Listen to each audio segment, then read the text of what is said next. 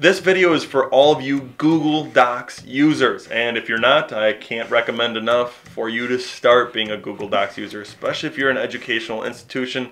Google Docs for Education is outstanding, but you will want to be able to access some of those Google documents from your iPad, and there are a couple of major ways that you can do that. You could actually just use Safari if you really wanted to, and just migrate your way to docs.google.com, and you can mess with a lot of your documents that way if you desire. But honestly, there are some apps out there, for instance this GoDocs, which gives it a very cute look and feel to it, and it categorizes your documents, and you can even take a peek at some of your documents over on the right hand side after you activate them. Here it's synchronizing right now because that one has not downloaded before, but it shows you your folders and all the things that are inside of your folders. So it's a very nice, neat, organized way to take a look at and to be able to get into your documents. Once you want to edit your document though, once you press the edit document, it really just takes you to that same editor that you're going to get through Safari in most respects anyways. So if you're interested in having a nice, easy looking, easy feeling, easy to navigate way around Google Docs, think about something like a GoDocs. Or for cheap or even free right here, if you just download the Google app, it's just straight up called Google. This blue one right here with the G, you click on that. This is really my favorite because it does a couple of things. It first of all gives you the Google search bar, which obviously all of us use on a fairly regular basis, but it also gives you the history of your searching here. And you'll notice you can click this little application icon and it's going to take me to all my Google apps, and we'll do that in 1 second. But I can do a voice search from right here. This is particularly fantastic for those users that may not have the new iPad, because I can do the voice search and it will search out things even if I don't have the voice option built into my iPad.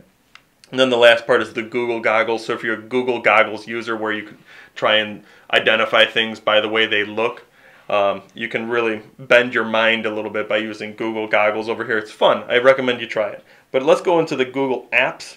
Once you hit Google Apps, very easy, straight up view.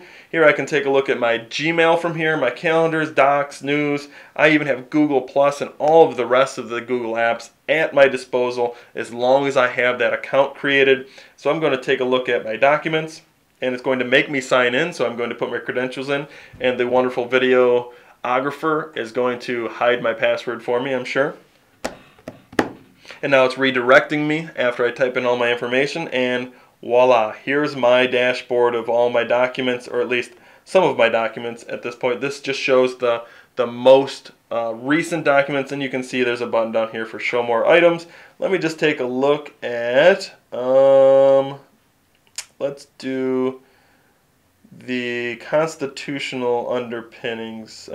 That's a presentation. Here's one of the limitations of Google Docs at this point. It's a great way to show presentations and slides, but the problem is I cannot edit this.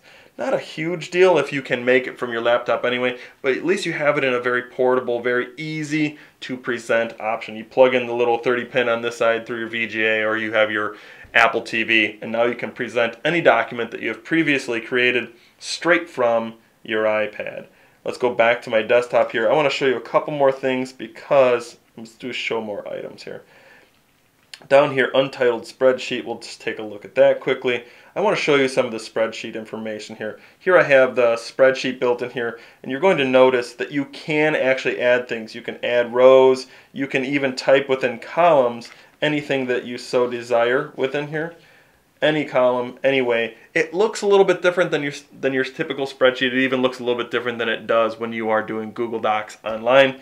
But you can certainly add, edit, and modify spreadsheet information. You can just do it by row insert. And when you're done, you hit submit. And now I have my new information down below. And I'm done with this document. And I can just go back and take a look at my dashboard. The most user-friendly version of the apps is certainly the, there we go, we'll take a look at the word editor. Looks a little bit ugly on the iPad, but you can certainly go in here and edit just about anything that you want by hitting the edit button up here.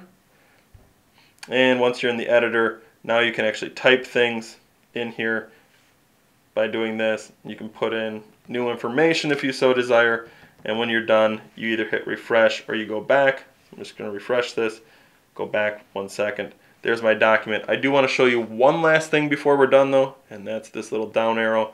I can print this, or it says use the desktop version.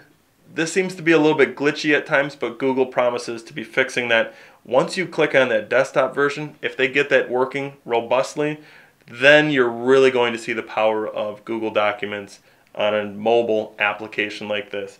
Bottom line though, in all of this is, if you use Google Docs, get yourself a Google app of some sort so that you can at least fetch them, harvest them, and do minor editing or present from them at some given point.